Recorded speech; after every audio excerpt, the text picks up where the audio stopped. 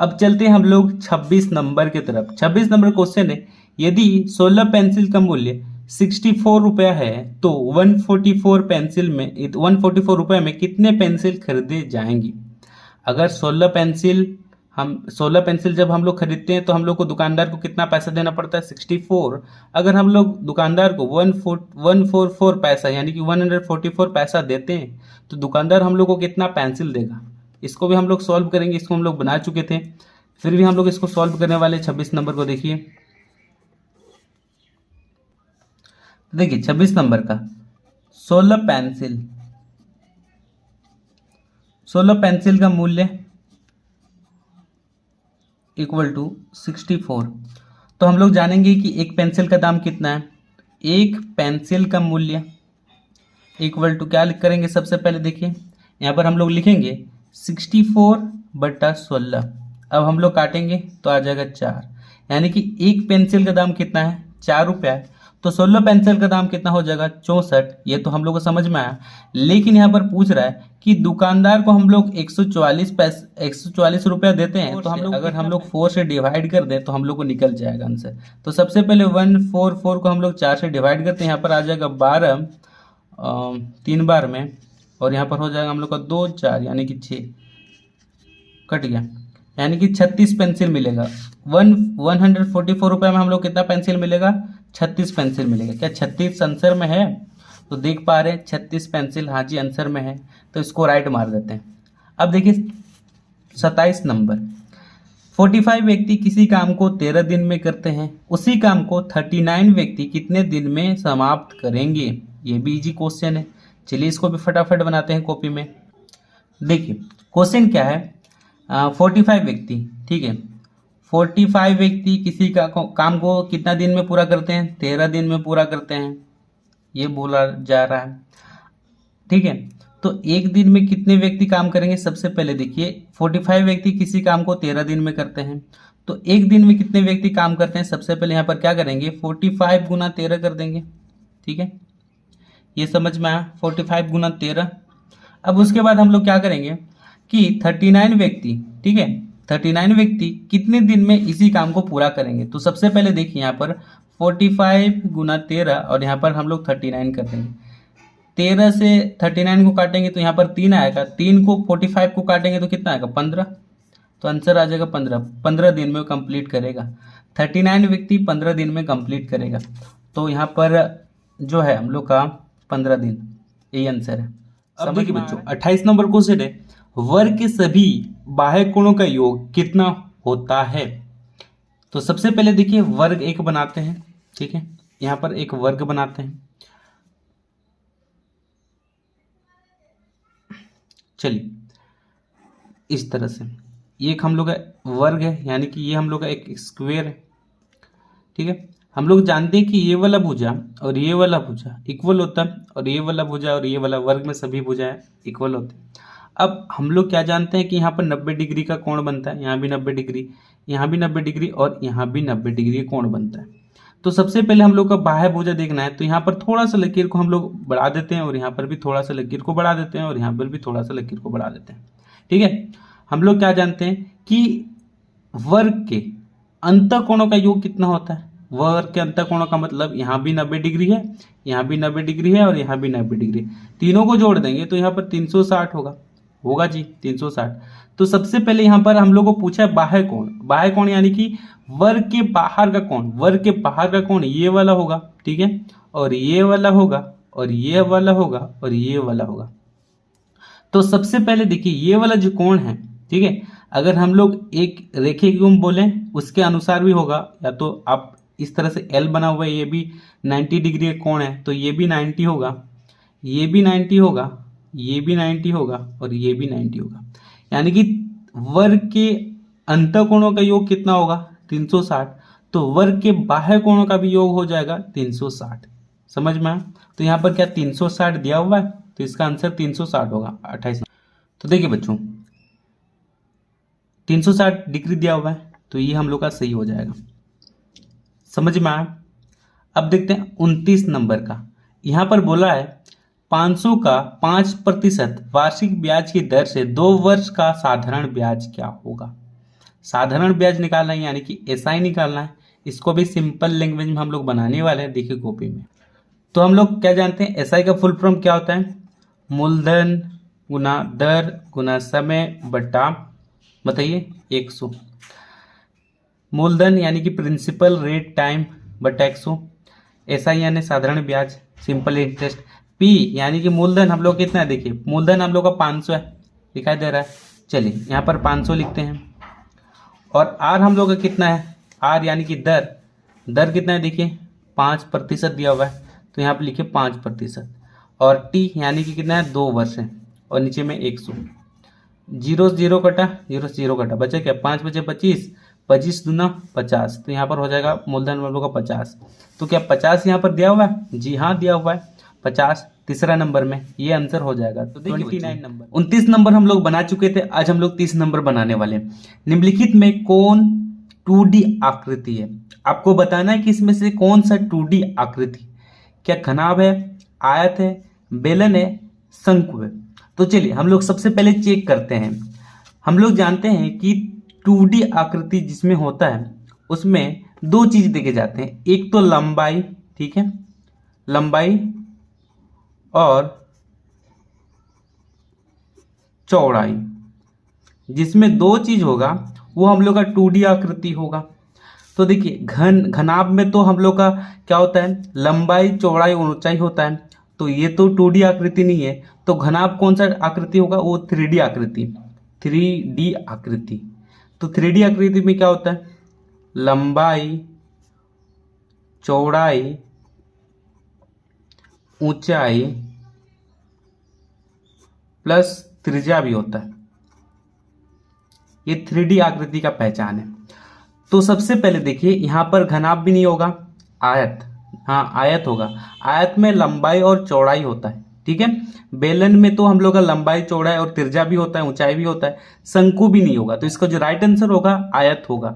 तो यहाँ पर सबसे पहले देखिए 2D आकृति आपको अगर पहचानना है तो 2D आकृति में लंबाई और चौड़ाई 2 चीज होना चाहिए। 3D आकृति आपको पहचानना है, अगर यहाँ पर बोला जाए कि 3D आकृति कौन है इनमें से, तो इसमें से आपको क्या देखना है, उस आकृति में क्या लंबाई है, चौड़ाई है, ऊंचाई है और त्रिज्या है, इसमें से कोई भी होता है। जैसे मान लीजिए ये लंबाई चौड़ाई और ऊंचाई 3 चीज दिया है तो समझ जाना वो 3D आकृति है, ठीक है।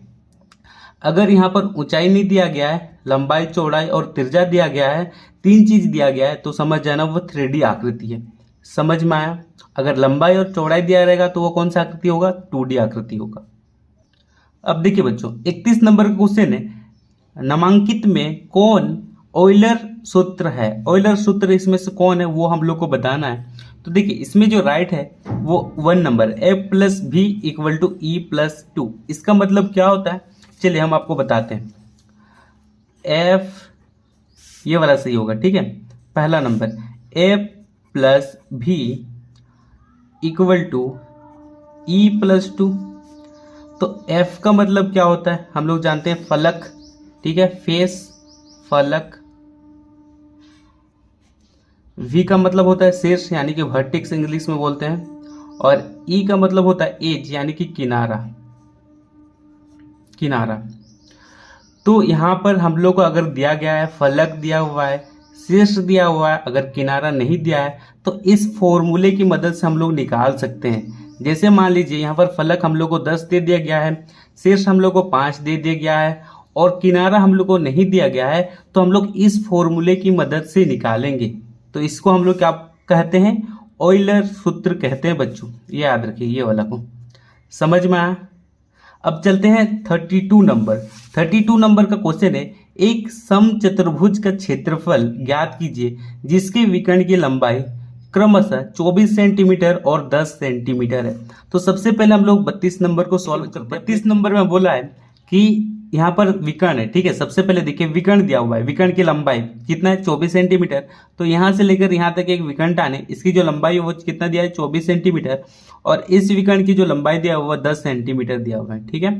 तो ये जो 24 सेंटीमीटर है इसको हम लोग क्या मानेंगे, D1 मानेंगे, D1 24 सेंटीमीटर, और ये जो लंबाई दिया है इसको हम लोग मानेंगे D2 कितना 10 सेंटीमीटर। अब समचतुर्भुज का क्षेत्रफल का फॉर्मूला क्षेत्रफल का फॉर्मूला इक्वल टू 1/2 गुना d1 गुना d2 इक्वल टू दीजिए 1/2 और d1 हम लोग कितना है 24 है, 24 लिखिए और d2 कितना है 10 है तो 10 लिख दीजिए। अब जब हम लोग काटेंगे 2 और 24 को कितना बार में कटेगा 12, यानी कि गुना करेंगे तो 120 आएगा। क्या में था सेंटीमीटर, तो सेंटीमीटर स्क्वायर हो जाएगा। ये हम लोग का आंसर। तो क्या 120 सेंटीमीटर दिया हुआ है, तो देखिए सबसे पहले यहाँ पर 120 सेंटीमीटर 32 नंबर में 4 नंबर में 120 सेंटीमीटर दिया हुआ है, तो ये राइट आंसर। अब नेक्स्ट क्वेश्चन है 33 नंबर क्वेश्चन।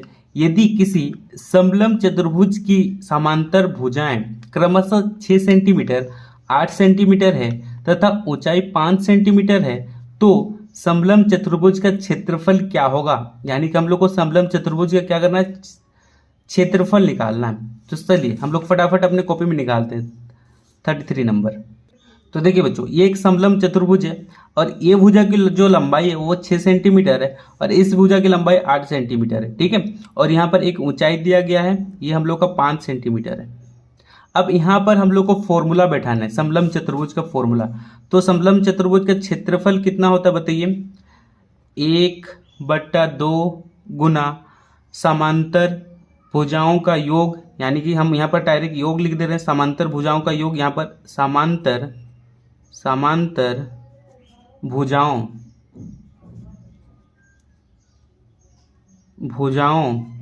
का योग, समांतर भुजाओं का योग गुना ऊंचाई, ठीक है। तो सबसे पहले देखिए 1/2 लिखिए, समांतर भुजा कितना है 6 + 8 है और ऊंचाई कितना है हम लोग का 5 है। अब इसके बाद हम यहाँ पर क्या करेंगे, जोड़ेंगे। तो यहाँ पर 1/2, अब इसको दोनों को जोड़िए तो कितना आएगा 14 और यहाँ पर 5। अब हम काटेंगे 7 बार में, तो यहाँ पर बचा 7 × 5 तो कितना आ जाएगा 35। क्या 35 हम लोग को दिया हुआ है, देखिए 35 सेंटीमीटर स्क्वायर दिया हुआ है जी। चलिए 35 सेंटीमीटर स्क्वायर दिया हुआ है। कितना नंबर क्वेश्चन है, 33 नंबर क्वेश्चन है। 33 का हम लोग का 35 दिया हुआ है, तो देखिए ये राइट हो जाएगा, ये वाला। समझ में आया 33 नंबर। अब चलते हैं 34 नंबर की तरफ। घन का कुल पृष्ठीय क्षेत्रफल क्या होता है। घन का कुल पृष्ठ क्षेत्रफल हम लोग का क्या होता है, तो हम लोग जानते हैं 6 गुना भुजा स्क्वायर। तो यहाँ पर हम लोग लिखेंगे 6 गुना भुजा स्क्वायर को। यहाँ पर देखिए भुजा एल के रूप में दिया हुआ है, जिसका जो फॉर्मूला होता है ना बच्चों, ये 6 गुना क्या होता है भुजा स्क्वायर होता है। तो भुजा की जगह में यहाँ पर एल दिया हुआ है, देखिए भुजा की जगह में यहाँ पर क्या दिया हुआ है, एल दिया हुआ है, तो एल स्क्वायर हो जाएगा। इसको जब जोड़ेंगे तो 6L स्क्वायर, ये वाला हम लोग का आंसर हो जाएगा 34 नंबर का 2। इसको सही कीजिए। तो देखिए बच्चों, नेक्स्ट क्वेश्चन है 35 नंबर क्वेश्चन है। एक बेलन की त्रिज्या 14 सेंटीमीटर तथा ऊंचाई 10 सेंटीमीटर है, तो बेलन का वक्र पृष्ठ क्षेत्रफल ज्ञात कीजिए।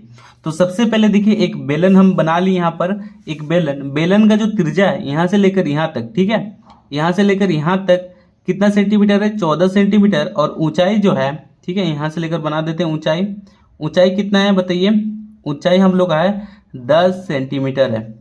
तो यहाँ पर बोला जा रहा है कि बेलन का वक्र पृष्ठ क्षेत्रफल निकालिए। अब वक्र पृष्ठ क्षेत्रफल क्या होता है, सबसे पहले देखिए हम बेलन आकृति एक लिए हैं, ये बंद आकृति है इधर, ठीक है, एक पेन ले लिए और इधर एक पेन ले लिए। देखिए ये इधर एक बंद आकृति है और इधर भी बंद आकृति है। ये एक बेलन के आकार का शेप है। तो सबसे पहले यहाँ पर हम लोग को बोला गया कि वक्र पृष्ठ क्षेत्रफल निकालना है। तो वक्र पृष्ठ क्षेत्रफल क्या होगा बच्चों, सबसे पहले देखिए ये जो लिखा हुआ है CD मार्कर बोल के, ये जो गोल गोल घुमा रहे हैं, ठीक है, ये वाला क्षेत्र जो है, बाहर वाला जो क्षेत्र ये जिसको हम रगड़ रहे हैं, वो हम लोग का वक्र पृष्ठ क्षेत्रफल हो जाएगा। तो यहाँ पर भी हम लोग को बोला गया है कि इसका वक्र पृष्ठ क्षेत्रफल निकालिए, ये वाला क्षेत्र को निकालिए, ये जो क्षेत्र है इसको निकालिए बोल रहा है। तो यहाँ पर भी हम लोग निकालेंगे उसी तरह से।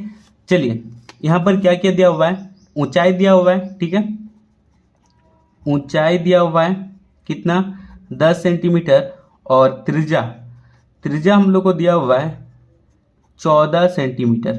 अब हम लोग क्या करेंगे, फॉर्मूला बैठाएंगे। क्या का फॉर्मूला बैठाएंगे, बेलन का वक्र पृष्ठ क्षेत्रफल। तो बेलन का वक्र पृष्ठ क्षेत्रफल का फॉर्मूला क्या होता है बताइए, 2πRh होता है। बेलन का वक्र पृष्ठ क्षेत्रफल का फॉर्मूला 2 पाई आर एच होता है। यहाँ पर 2 पाई का वैल्यू 22/7 और आर कितना दिया हुआ हम लोग को 14 और एच हम लोग को दिया हुआ है 10। तो देखिए काटेंगे तो आएगा यहाँ पर 2। अब सबको हम लोग गुना कर देंगे, सबको गुना करेंगे तो यहाँ पर 8 गुना 10 हो जाएगा। अब यहाँ पर गुना करेंगे तो 880 क्या होगा सेंटीमीटर स्क्वायर। तो बेलन का वक्र पृष्ठ क्षेत्रफल कितना निकला 880 सेंटीमीटर स्क्वायर। तो ये क्या हम लोग आंसर में है, तो देखिए 880 सेंटीमीटर हम लोग का आंसर में है। तो 35 नंबर का 3 नंबर सही हो जाएगा बच्चों। अब चलते हैं 36 नंबर के तरफ। अब देखिए बच्चों 36 नंबर का क्वेश्चन है, यदि घन की एक भुजा 8 सेंटीमीटर है तो घन का आयतन ज्ञात कीजिए बोल रहा है। तो देखिए एक घन है, ठीक है, घन की एक भुजा, कोई भी भुजा, एक भुजा कितना है 8 सेंटीमीटर है, तो घन का आयतन कितना होगा, कितना स्पेस घेरेगा। तो सबसे पहले देखिए यहाँ पर घन का आयतन का फॉर्मूला क्या होता है, ए क्यूब होता है ना। तो ये जो 8 हम लोग का भुजा है यानी कि ए का पावर 3 इक्वल टू 8 को अगर 3 बार गुना करते हैं, 8 को अगर 3 बार गुना करते हैं तो कितना आएगा 512 सेंटीमीटर स्क्वायर आ जाएगा, सेंटीमीटर क्यूब आएगा क्योंकि 3 बार गुना कर रहे हैं। तो यहाँ पर 3 आएगा, ठीक है। तो 512 है क्या हम लोग आंसर में, हाँ जी है 512 है। तो 36 नंबर का दूसरा नंबर सही हो जाएगा। समझ में आ रहा। अब चलते हैं 37 नंबर के तरफ। यदि बेलन की त्रिज्या और ऊंचाई क्रमशः 7 सेंटीमीटर है और 10 सेंटीमीटर है तो बेलन का आयतन ज्ञात कीजिए, ठीक है। जिससे और एक एग्जांपल लेके यहाँ पर बता रहे हैं कि बेलन का आयतन क्या होता है। सबसे पहले देखिए बच्चों, ये एक बेलन, मान लीजिए एक बेलन है, ठीक है, ये ठिप्पी है, एक बेलन है। अब इसका जो है इसका त्रिज्या 7 सेंटीमीटर है और ऊंचाई 10 सेंटीमीटर यहाँ से लेकर यहाँ तक। अब इसको हम यहाँ पर रख दिए तो ये जो ठिप्पी है, ये जो पेन का ढक्कन है, ये कितना जगह को घेरेगा, ठीक है, कितना जगह को ये घेरेगा, उसी को हम लोग क्या कहते हैं, आयतन कहते हैं बच्चों, बेलन का आयतन। यानी कि ये जो बेलन का आकार का शेप है यानी कि कोई वस्तु है, ये कितना स्पेस को घेर रहा है, उसी को हम लोग क्या कहेंगे, आयतन कहेंगे। तो चलिए फटाफट इसको हम लोग कॉपी में निकाल लेते हैं। चलिए 37 नंबर में हम लोग को दिया हुआ है त्रिज्या कितना दिया हुआ है 7 सेंटीमीटर और ऊंचाई दिया हुआ है, ऊंचाई हम लोग को दिया हुआ है कितना सेंटीमीटर, 10 सेंटीमीटर, ठीक है। अब इसका जो फॉर्मूला है, सबसे पहले यहाँ पर देखिए त्रिज्या कितना दिया हुआ है बताइए। त्रिज्या दिया हुआ है हम लोग को 7 सेंटीमीटर, जिसको आर भी बोलते हैं, और ऊंचाई यानी कि एच हम लोग कितना दिया हुआ है 10 सेंटीमीटर। अब हम लोग फॉर्मूला बैठाएंगे, देखिए बच्चों, अब यहाँ पर फॉर्मूला हम लोग को बैठाना है। बेलन का आयतन क्या होता है बताइए, पाई आर स्क्वायर एच होता है। तो बेलन का आयतन पाई आर स्क्वायर एच होता है जी। तो पाई का वैल्यू 22/7 बैठाइए। आर हम लोग कितना है 7 स्क्वायर यानी कि इसको 2 बार लिखेंगे, और एच कितना है 10 है। इसको सॉल्व करने पर 22/7 गुना 7 को अगर हम लोग 2 बार लिखें, क्योंकि यहाँ पर 2 है और यहाँ पर 10, तो 7 से एक 7 कटा और इसको गुना कर दीजिए तो यहाँ पर कितना आएगा 14 के 4 154 और यहाँ पर 10, तो यहाँ पर गुना करेंगे तो 1540 सेंटीमीटर क्या हो जाएगा स्क्वायर हो जाएगा। तो 37 नंबर में क्या इतना आंसर है, देखिए है क्या, हाँ जी है, ठीक है। स्क्वायर में क्यूब होगा, हाँ यहाँ क्यूब हो जाएगा, 3 हो जाएगा, ठीक है। 37 नंबर का 1 नंबर ये सही आंसर है, 1540 सेंटीमीटर क्यूब। ये समझ में आया। अब चलते हैं 38 नंबर के तरफ बच्चों। अब 38 नंबर क्वेश्चन है, घनाभ का आयतन ज्ञात कीजिए यदि घनाभ की लंबाई, चौड़ाई, ऊंचाई क्रमशः 6 सेंटीमीटर, 3 सेंटीमीटर और 2 सेंटीमीटर है। तो घनाभ का आयतन का फॉर्मूला क्या होता है बताइए। घनाभ का आयतन का फॉर्मूला होता है जी, क्या होता है, L into B into H होता है। तो यहाँ पर L कौन है, L 6 सेंटीमीटर है, तो यहाँ पर 6 लिख दीजिए। B कौन है 3 सेंटीमीटर और H कौन है 2 सेंटीमीटर। तो यहाँ पर सबको गुना करेंगे तो कितना आएगा 6 तिया 18 और 18 और 2, जब 18 को 2 से गुना करेंगे तो यहाँ पर आ जाएगा हम लोग का, बताइए कितना, यहाँ पर कितना आ जाएगा 36 मीटर क्यूब आ जाएगा बच्चों। क्या 36 मीटर क्यूब है हम लोग का आंसर में? देखिए 38 नंबर का 36 मीटर क्यूब है, तो बी नंबर हम लोग का सही हो जाएगा। अब चलते हैं 39 नंबर की तरफ। घन में कुल कितने किनारे होते हैं? एक घन में कुल कितने किनारे होते हैं हम लोग को बताना है। तो सबसे पहले एक घन बना लेते हैं। तो चलिए बच्चों 39 नंबर में हम लोग सबसे पहले एक घन को बनाते हैं। इस तरह से आप बॉक्स बनाइए, फिर इसको यहाँ से लेकर यहाँ तक मिला दीजिए और इस तरह से आप मिला दीजिए और ये आपका घन बन चुका है। तो यहाँ पर हम लोग को बताना है कि किनारा कितना है घन में। सबसे पहले देखिए ये जो घन है इसमें कितना किनारा होगा? 12 किनारा होगा। कितना होगा? 12 किनारा होगा।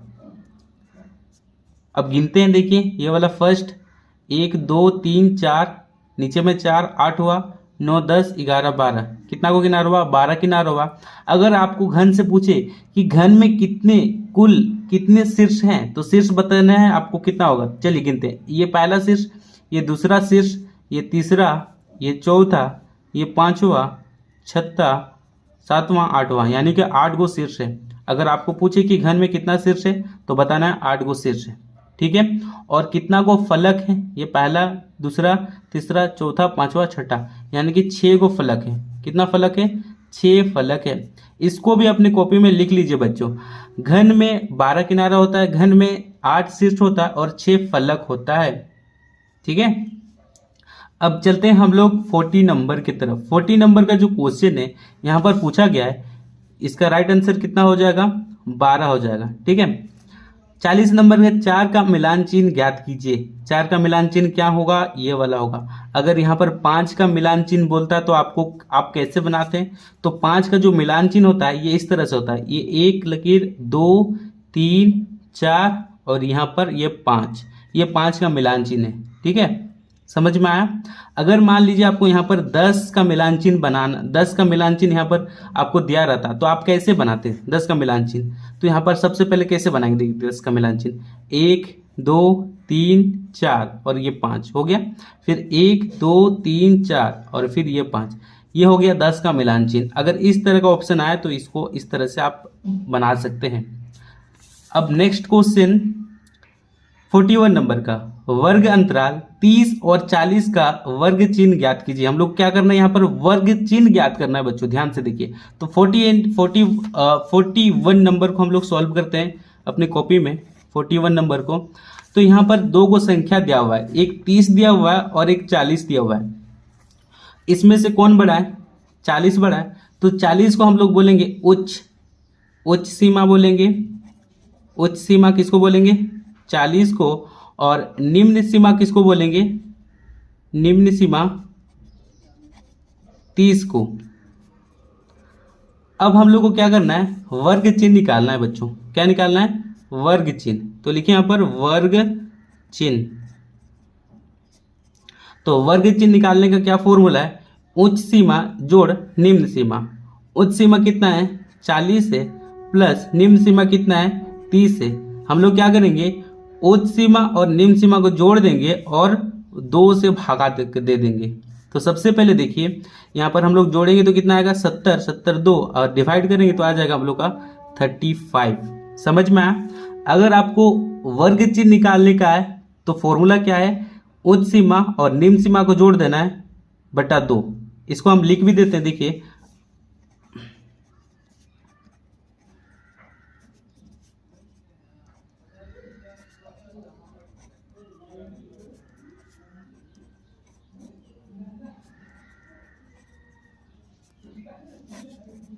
ये हम लोग का फॉर्मूला है। ठीक है, वर्ग चिन्ह का फॉर्मूला बराबर उच्च सीमा जोड़ निम्न सीमा बटा 2, ये फॉर्मूला है, याद रखिए 35।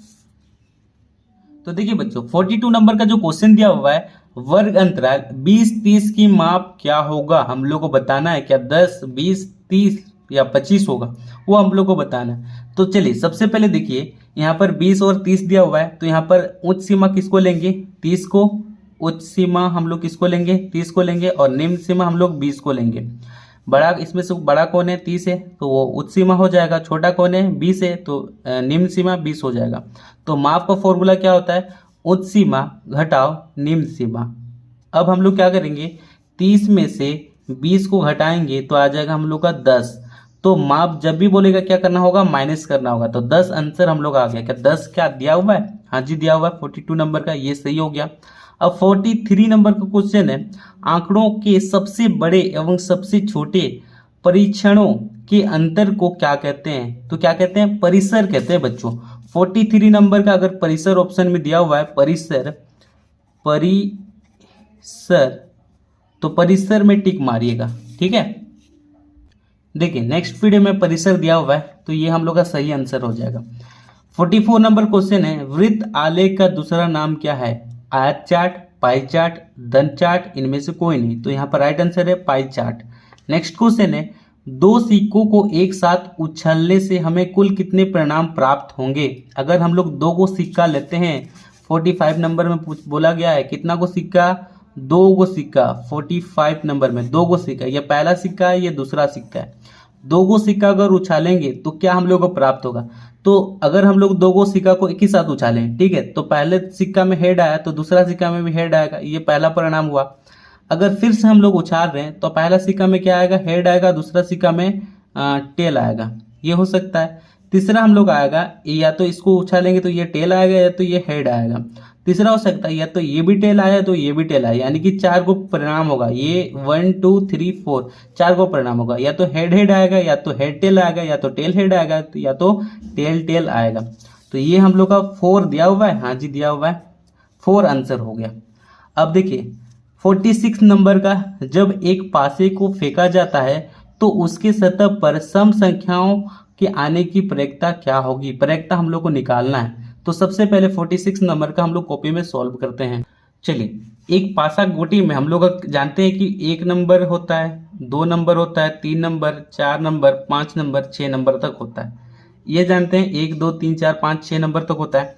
इसमें से सम संख्या कितना को है? देखिए 2 सम संख्या है, 4 सम संख्या और 6 सम संख्या। कितना को सम संख्या है बताइए?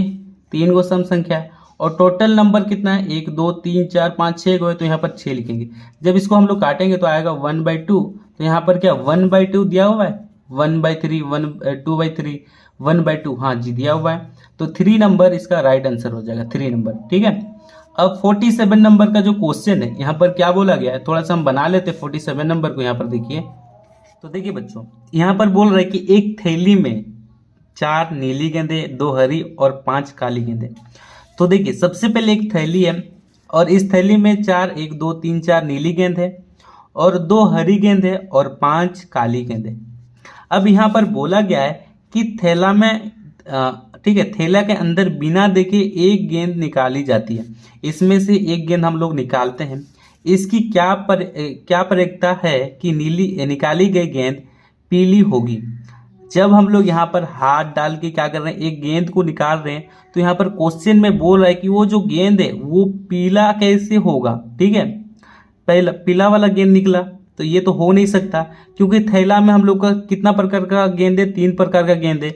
एक नीला गेंद है और एक हरा गेंद है और एक काला वाला गेंद है। ये पीला वाला गेंद तो नहीं होगा, यानी कि इसका आंसर 0 होगा कि थैला में एक भी पीला वाला गेंद नहीं है, तो इसका प्रयिकता नहीं होगा। तो ये राइट आंसर हो जाएगा 1 नंबर। समझ में आया?